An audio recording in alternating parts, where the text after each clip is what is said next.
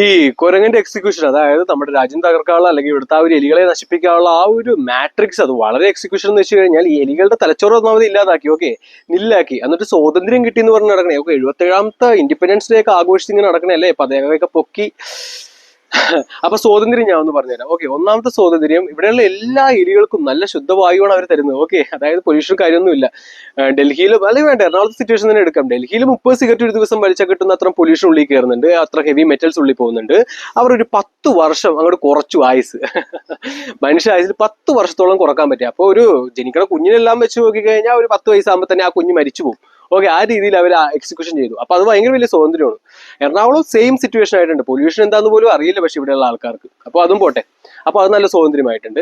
പിന്നെ കഴിക്കുന്ന ഭക്ഷണം അല്ലേ, ചെളിയിൽ ഇട്ട് കഴിഞ്ഞാൽ പുഴു പോലും കഴിക്കാൻ പറ്റാത്ത രീതിയിലത്തെ അത്രം വലിയൊരു പ്ലാസ്റ്റിക് ആയിട്ടുള്ള മെത്തേഡാണ് അവർ കഴിച്ചുകൊണ്ടിരിക്കുന്നത്. ഓക്കെ, കാരണം അത്രം ജനറ്റിക്കലി അങ്ങനെ ഫോം ആക്കിയെടുത്ത. കാരണം ഇവിടെ യാതൊരു കൃഷി സ്ഥലമില്ല, യാതൊരു കൃഷിക്കാരില്ല. പക്ഷേ അൺലിമിറ്റഡ് ആയിട്ട് ഈ 140 കോടി ജനങ്ങൾക്കുള്ള ഭക്ഷണം ഉണ്ടായിക്കൊണ്ടിരിപ്പുണ്ട്.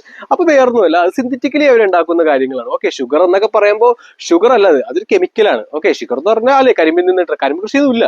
അപ്പോൾ കെമിക്കൽ അടങ്ങിയ ഭക്ഷണങ്ങൾ ഇങ്ങനെ കഴിച്ചുകൊണ്ടിരിക്കുന്നു. എഞ്ചിൻ ഓയിൽ, എണ്ണയാന്ന് പറഞ്ഞ എഞ്ചിൻ ഓയിൽ കുടിച്ചുകൊണ്ടിരിക്കുന്നു അല്ലെ. കുറെ പരസ്യങ്ങൾ, ഇതെല്ലാം ടി വിയിൽ കാണുന്ന പരസ്യത്തിൽ വീഴുന്നതാണ് എലികള്.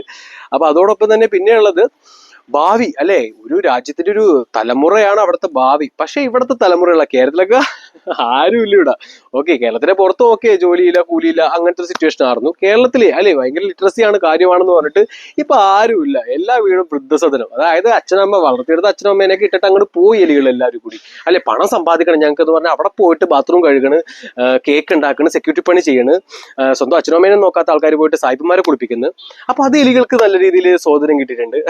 അതായത് ഇവിടുത്തെ അവർക്ക് വേണ്ടപ്പെട്ട സന്തോഷം നിറഞ്ഞ ദിവസങ്ങളെല്ലാം അവർക്ക് സ്കിപ്പ് ചെയ്യുന്നു. അത് അവിടെ വന്നിട്ട് പോയി ഷിഫ്റ്റ് ചെയ്യുന്നു, കഞ്ചാവ് അടിക്കുന്നു, മയക്കുമരുന്ന് ഉപയോഗിക്കുന്നു, എന്തെങ്കിലുമൊക്കെ ജങ്ക് ഫുഡ് കഴിക്കുന്നു. അങ്ങനെ സ്വന്തം ശരീരം, എലികൾക്ക് വേണ്ടത് പണമല്ല. പണം അവരിങ്ങനെ ഇട്ടിട്ട് തരുന്നു, അവർ തന്നെ അവർ എടുത്തുകൊണ്ട് പോകും. കുറച്ച് നാൾ 2 വർഷം കഴിയുമ്പോഴേക്കും നിങ്ങൾ എല്ലാവരെയും, നിങ്ങൾ നോട്ട് ചെയ്ത് വെച്ചോ, 2 വർഷം കഴിയുമ്പോൾ 2027 ആകുമ്പോൾ ഈ പറയുന്ന എല്ലാവിധ ഫോറിൻ കൺട്രീസും നിങ്ങളെ ബാൻ ചെയ്യും. ഓക്കെ, നിങ്ങൾക്ക് ഇങ്ങോട്ട് വിടും. അപ്പോൾ അടിപൊളിയായിരിക്കും എലികളുടെ. അപ്പൊ അതാണ് എലികളുടെ അങ്ങനത്തെ ഒരു സ്വാതന്ത്ര്യം. അതോടൊപ്പം ഇതെല്ലാം പോകുന്നത് ഈ ഗവൺമെന്റും ജുഡീഷ്യറും എല്ലാം കൂട്ടുന്നിട്ട്, അതായത് ഇവിടുത്തെ ജോബ് അവസരം ഇല്ലാത്ത രീതിയിൽ അവരിവിടെ കൺവേർട്ട് ആക്കും. ഓക്കെ, കേരളത്തിലെല്ലാം ഒരു ജോബ് അവസരം പോലും ഇല്ലാത്ത കൺവേർട്ട് ആക്കി, പരീക്ഷകളും കാര്യങ്ങളെല്ലാം നടത്തുന്നത്.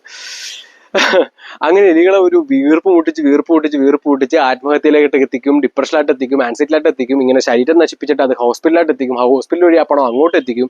അവര് വിഷമം എന്ന് പറഞ്ഞവരും നമുക്ക് ഇങ്ങോട്ട് തരും. അപ്പൊ അതെല്ലാം അവരിങ്ങനെ കറങ്ങി എലീനെ അങ്ങനെ നശിപ്പിക്കും.